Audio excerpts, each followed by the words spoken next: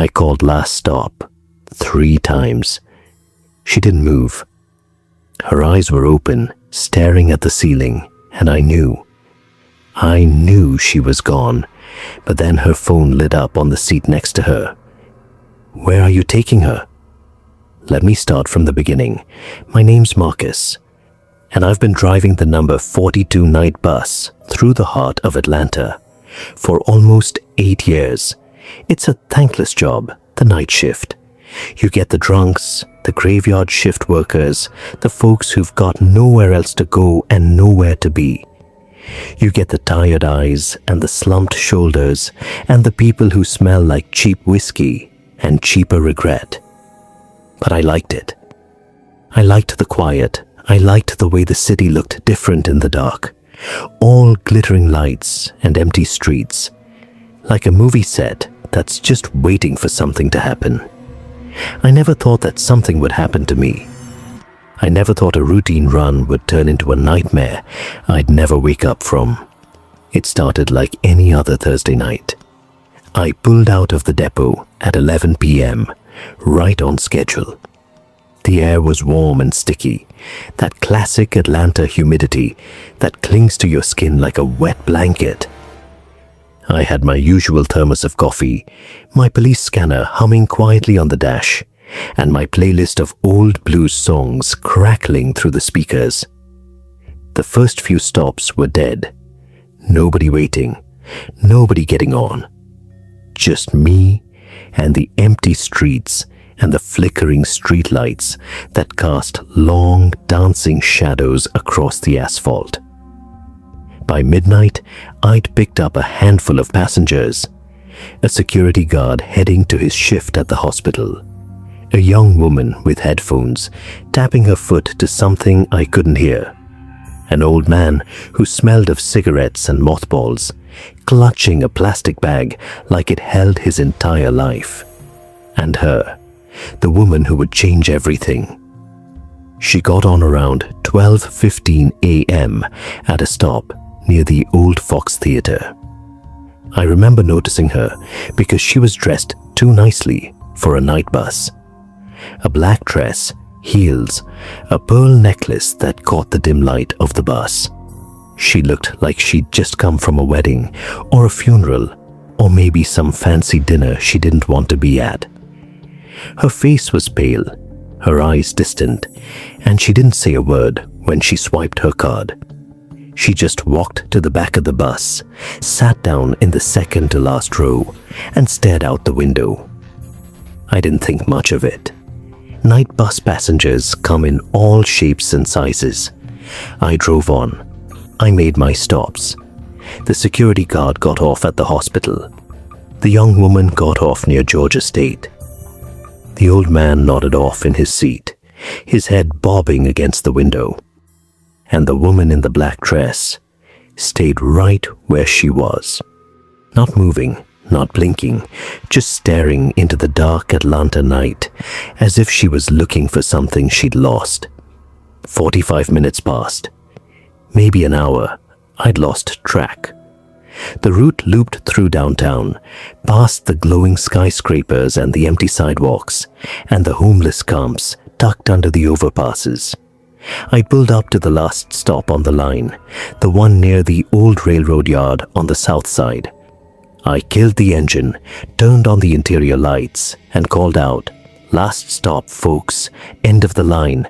Time to get off." The old man shuffled awake, mumbled something I couldn't understand, and stumbled off the bus with his plastic bag. I watched him shuffle down the sidewalk, disappearing into the shadows. Then I looked in the rearview mirror. The woman in the black dress was still there. She hadn't moved. I called out again, louder this time. "Ma'am, this is the last stop. You gotta get off now." Nothing. She just sat there, head slightly tilted, eyes wide open. That's when I felt the first prickle of unease, the cold finger of fear running down my spine. I unbuckled my belt and walked to the back of the bus. My footsteps echoed in the empty space, loud and hollow. I stopped in front of her row and leaned down. Her eyes were open, staring straight ahead, but they weren't seeing anything. Her lips were parted slightly, her skin was the color of old wax, and her hands were folded in her lap, perfectly still. I reached out and touched her shoulder. It was cold, hard, stiff. She was gone. She was dead, and she'd been dead for a while. She'd been dead the whole time she'd been on my bus, and I hadn't noticed. I hadn't checked. I just let her sit there like a passenger, like a regular paying customer, while her soul had already left her body. My heart started racing. I stumbled backward, my hand going to my mouth. I had to call this in. I had to get the police, an ambulance, someone. I turned to run back to the driver's seat, my mind already racing through the protocol, the paperwork, the endless questions I'd have to answer. But as I turned, I saw it. Her phone. It was on the seat next to her, screen glowing bright in the dim bus light. A text message had just popped up. "Where are you taking her?" I froze. I stared at the screen.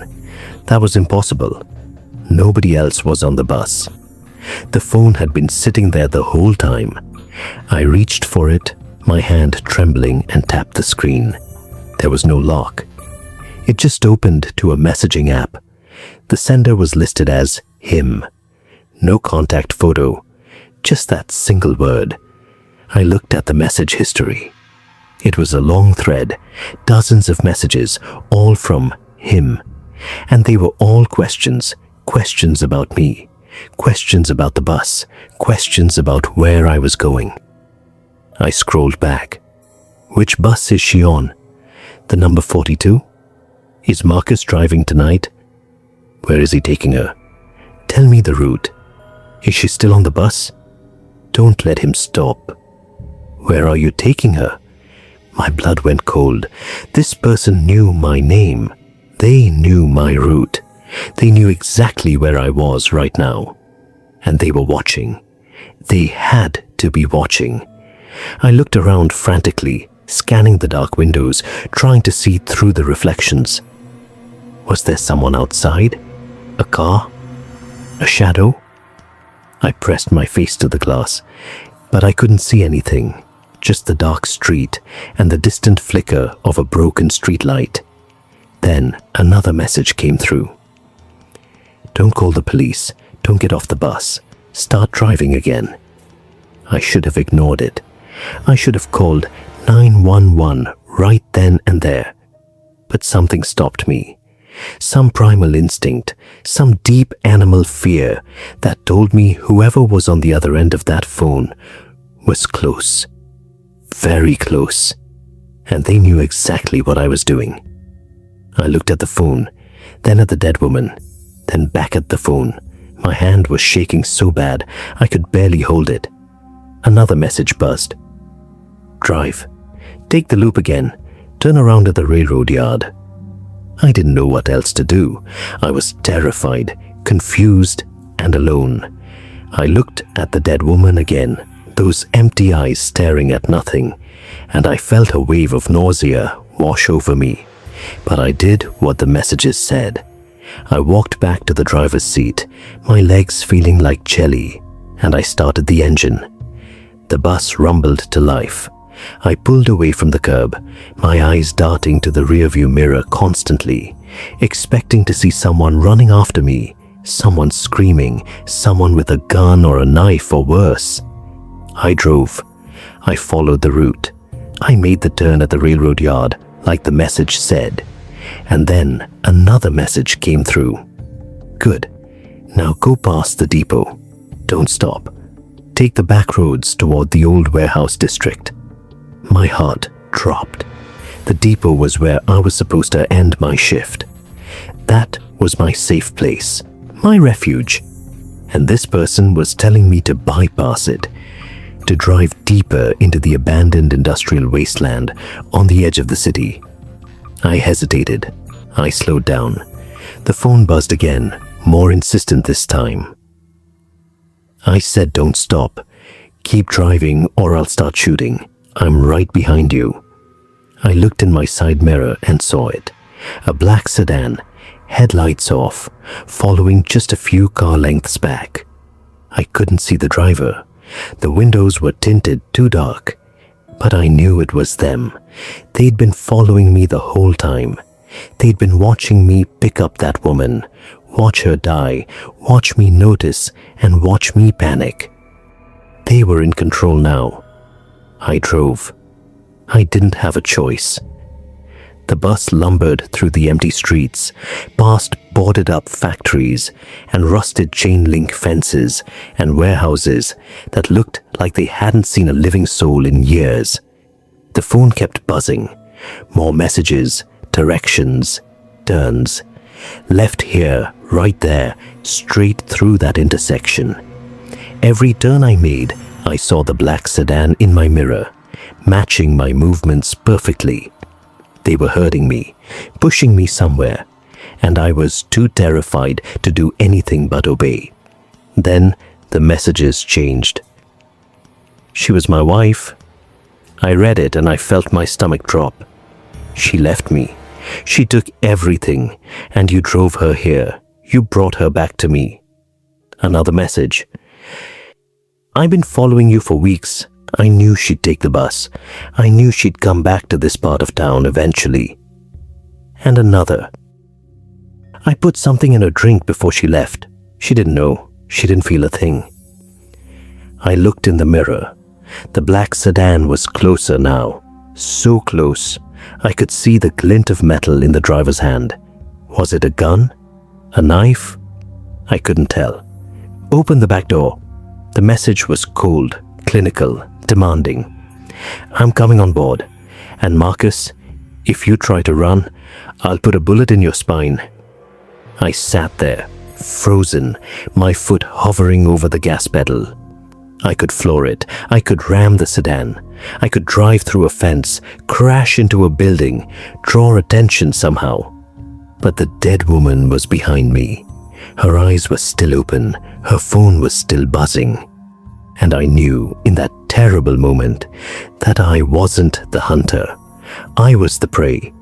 I was just a bus driver, caught in the middle of something I couldn't understand, something I had no control over. I heard the back door hiss open, footsteps on the stairs, heavy, deliberate footsteps. I didn't turn around. I couldn't. I just stared straight ahead, gripping the wheel, waiting for the end. And then a voice, low, calm, almost gentle. You did good, Marcus. You brought her home. I felt a hand on my shoulder. The grip was firm but not violent. Now get out. Walk away. Don't look back. You never saw me. You never saw her. You just drove your route and she was gone when you turned around. I didn't move. I couldn't. The voice got colder. I said, get out. I nodded, my head jerking like a puppet's. I pushed open the driver's door and tumbled out onto the cracked pavement. I stumbled away, my legs barely holding me. I didn't look back. I just kept walking faster and faster until I was running, my breath coming in ragged gasps, my heart pounding so loud I couldn't hear anything else. I don't know how long I ran. I ended up near the interstate, flagged down a passing car, begged them to call the police. When the cops finally arrived, we went back to the warehouse district. But the bus was empty. The woman was gone. The phone was gone. The black sedan was gone. There was no evidence of anything. Just my story, my shaking hands, and my tear-streaked face. They investigated, of course. They found the woman's name, her history, her estranged husband. But he'd vanished. He was never found. And to this day, I don't know if they ever found her body. I don't know if he buried her, burned her, or just moved her somewhere else. But I know one thing for certain. Every time I see a black sedan now, every time a phone lights up in the dark, every time a passenger sits too still for too long, I feel that cold hand on my shoulder again. I feel those eyes watching me from the shadows. I hear that voice telling me to keep driving, and I do. I keep driving because I'm still a bus driver. I still have a route. But I never look in the back anymore. I never call out last stop. I just drive and I pray. And I try not to think about the woman in the black dress whose dead eyes still stare at me in my dreams. Because she's not just dead anymore. She's his. She's always been his. And I was just the one who brought her home.